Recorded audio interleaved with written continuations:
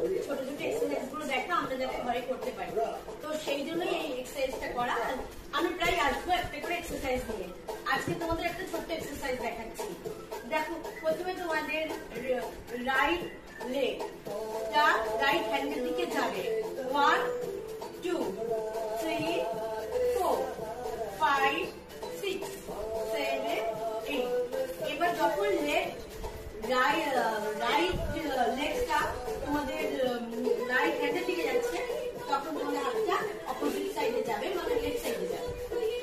যেমন 1 2 3 4 5 6 7 8। এটা একটু ফাস্ট করতে হবে। 1 2 3 4 5 6 7 8। ঠিক আছে বন্ধুরা, আরেকটা এক্সারসাইজ দেখাচ্ছি তোমাদেরকে। সেটা হচ্ছে হাত দুটোকে মাথার পেছনে রাখবে। জাস্ট পাটাকে একটু ডুববার যেতে তোমরা পারবে না, তাই জাস্ট